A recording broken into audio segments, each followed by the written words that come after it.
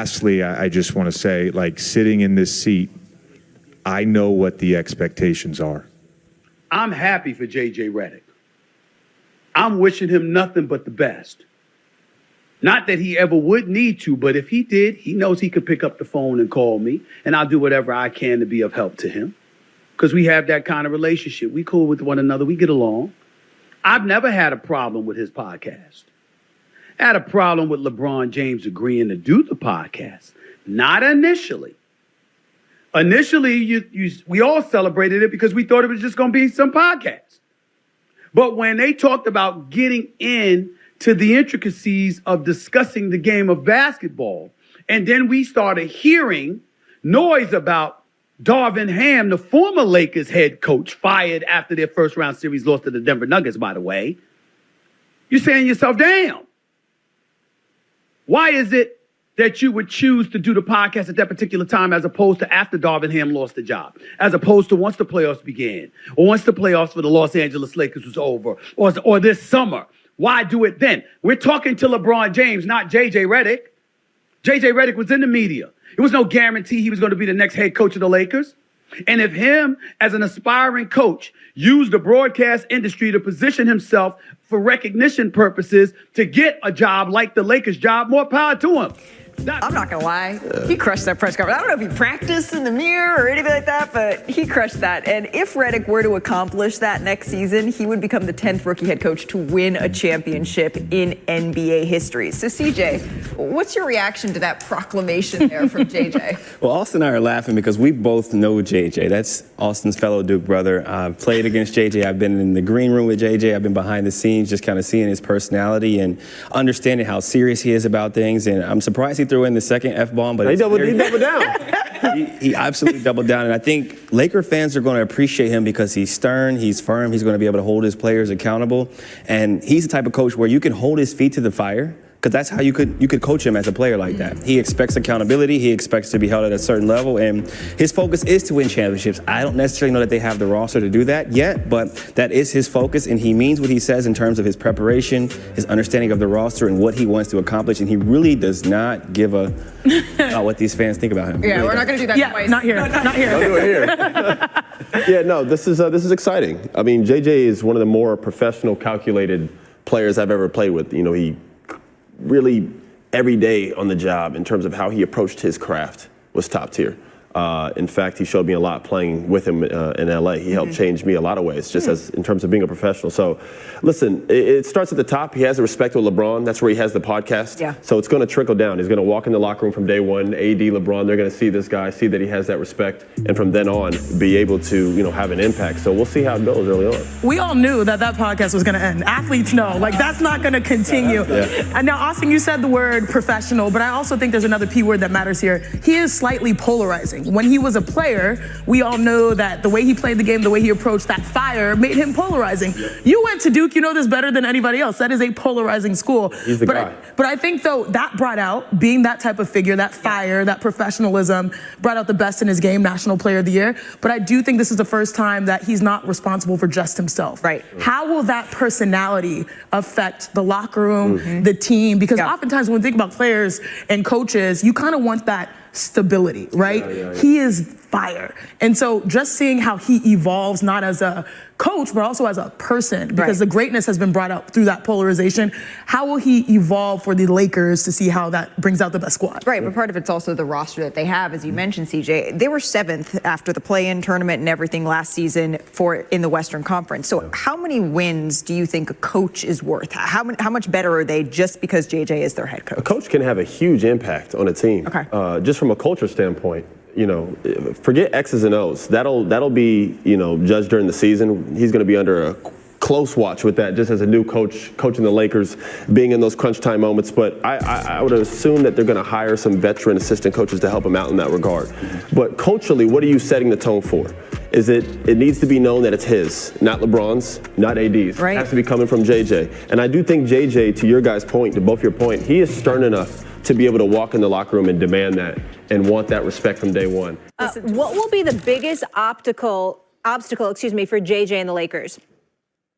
Well, Well, their roster, first and foremost. I mean, like they did nothing to improve their roster in the offseason. You think about it, besides Dalton Connect. I think the other thing is JJ Redick. Look, JJ Redick has a high basketball IQ, but coaching on a podcast and coaching in the NBA are two different things. You can talk Gortat action, you can talk Zoom action, you can talk Spain action, you can talk about, with Connect, we're going to run them on wide pin downs and DHOs. All those things are great, all right? But the reality is that there's so much more to coaching in the NBA than the X's and O's. And look, JJ is going to put in the time, but it's a different job. Now, he's hired a great staff. He's hired an experienced staff.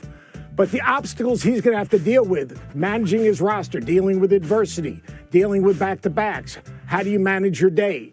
I think there's a lot more to it. It is easy on a podcast. You can have every single answer. You know what? You're watching film, it's real easy to say. When you're putting together a play on a napkin, it's great. But you know what? The other team is also going to do some things. And, JJ's inexperience in terms of dealing with all the other demands of being a head coach in the NBA. Remember, when you're a player, practice is over, boom, you go home. Yeah. When you're a coach, there's so much more on your plate that you have to deal with. I think he should have coached in the summer league, not because it would have been a great learning. Well, it would have been a great learning experience. More, are you standing or you're sitting? All right, how are you going to use your assistant coaches? How are you going to interact with the officials? How are you going to approach the team prior to the game or at halftime? All those things are just different. The X's and O's, they take care of themselves if you have a good staff.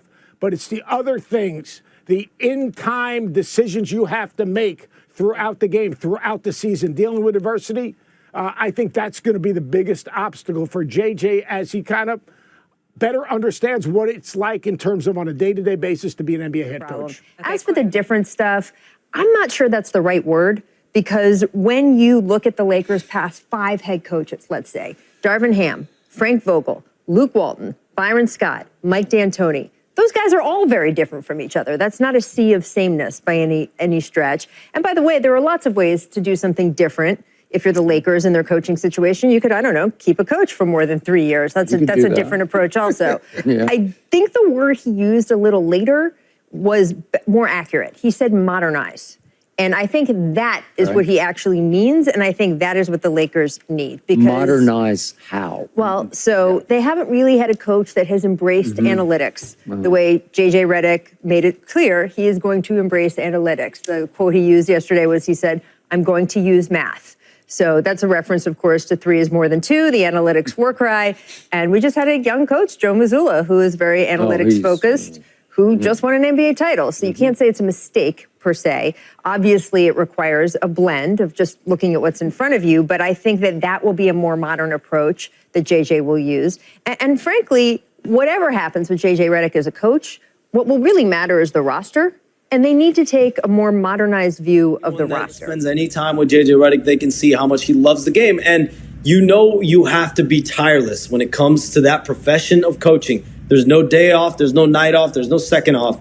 And the fact that JJ Redick understands that, he embraces that challenge, and that is one thing that he's going to be very happy about, is that this is one position that you can literally only talk about basketball the entire time. There's not much focus on anything else. But when you're coaching the Lakers, there's going to be other things to talk about as well. That's what I'm saying. The other stuff that potentially comes with this, if you win for the Lakers, and JJ Redick, think about the Duke connections he already has. Oh, yeah. Duke has a lot of these connections all over the place. If he wins as the head coach of the Los Angeles Lakers, now it's going to be tough. I understand it's going to be very difficult in the NBA. Could the movies JJ becomes one of the most famous pieces of pop culture in Los Angeles with the way they will think about. Oh, yeah. I mean, he is the perfect candidate for that. Big push. With especially the way he speaks, the way. He's got the look. He's got the LA. When you think about the suits, you think about the look, the hair. That's why Pat Riley gets brought up a little bit. Tats. Yeah, that's why sweet, Pat tiny Riley tats. gets brought up a little bit around, behind the scenes with the Lakers. When you think about a guy that's gone from commentating to then coaching.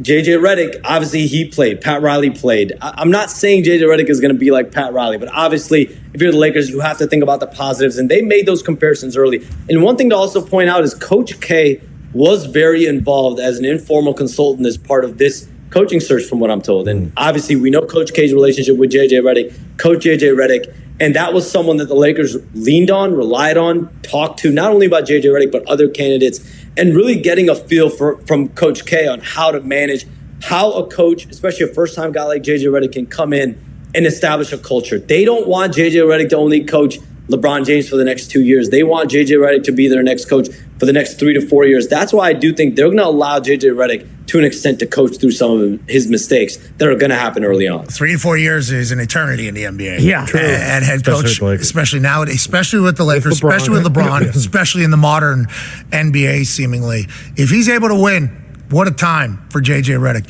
It's going to get loud over there.